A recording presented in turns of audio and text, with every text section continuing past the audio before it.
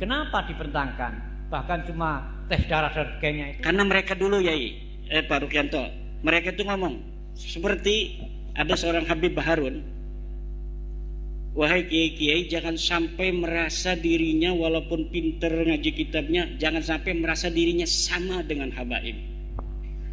Anda ini kiai nggak bisa sama dengan habaib, karena habaib ini turunan Nabi, ada darahnya Nabi. Sekarang kita buktikan benar nggak ada darahnya Nabi.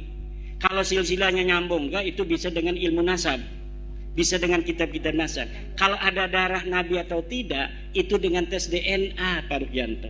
Dan sekarang sudah dites 180 orang, hasilnya gagal maning. Karena nggak ada satupun yang nyerempet. Tidak ada. Bisa dipastikan tidak ada satupun mereka yang mengaku Ba'alwi sebagai keturunan Nabi itu adalah keturunan Nabi, tidak ada.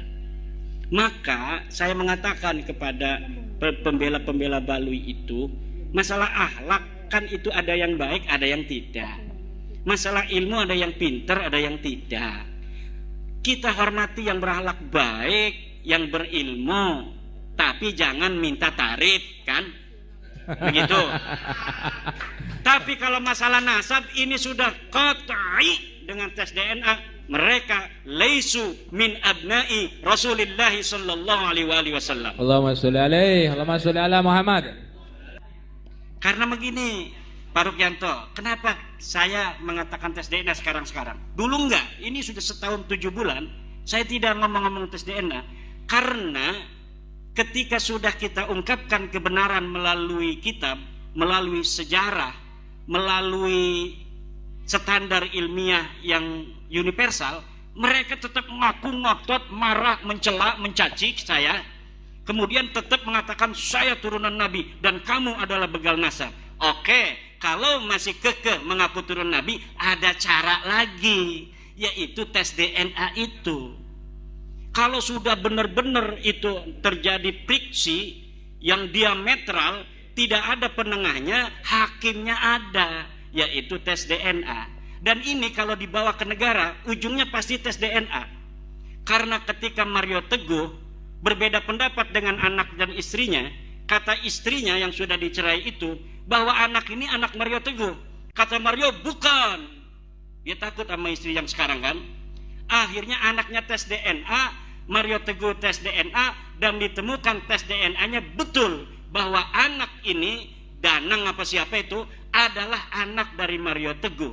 Jadi ketika terjadi friksi, ta'arud yang tidak bisa diselesaikan, maka friksi. Salah satu-satunya cara adalah tes DNA. Friksi, mohon maaf, friksi ini orang awam nih, friksi belum paham apa artinya gitu. Gitu. Ya terjadi perbedaan pendapat. Gitu. Iya. Satu pertanyaan lagi, Kiai. Begini, apakah mungkin ketika darah Rasulullah itu bercampur dengan segala gen yang di situ baik berkulit putih, hitam, coklat, super putih, super hitam dan lain sebagainya, nanti tidak terjadi semacam teori evolusi yang di situ tidak nggak nyambung dengan apa DNA Rasul misalnya. Apakah tidak bisa seperti itu gitu, Kiai? Menurut pakar genetik, kalau garis laki tidak mungkin darahnya beda dengan darah Nabi. Tapi kalau garisnya sudah ke selang perempuan, itu bisa terjadi tidak terdeteksi. Oh ya, padahal di Baklawi ini kan mereka anti terhadap nasab perempuan. Mereka itu lurus laki-laki semua ngakunya. Gitu. Sedangkan makanya Jawa mudah untuk dideteksi.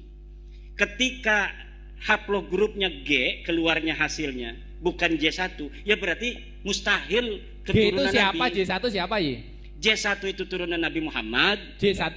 G itu Baklawi, hasilnya G itu kebanyakan. Berarti yang J1 semua Sayyid dan Sarib di dunia ini semuanya J1 ya. Dan sudah puluhan ribu yang tes DNA. Keturunan Nabi di dunia ini puluhan ribu yang tes DNA. Seluruh dunia banyak keturunan Nabi di dunia ini. Nah kalau yang datang ke Indonesia ini masif mengaku ini dari satu keluarga saja, namanya keluarga Ba'alwi, dan sudah terbukti tes DNA-nya nyimpang. Tes DNA Nabi kemana, tes DNA dia kemana. Demikian. Berarti kira-kira benar bahwa pernyataan orang Jawa itu kira-kira 80%-nya itu mengalir darah Rasul, baik dari sisi ibu atau garis bapak gitu ya? Menurut teori daripada ilmu nasab, ya. Karena apa? Wali Songo itu saja sudah 9 generasi yang terakhir. Sebelumnya sudah ada.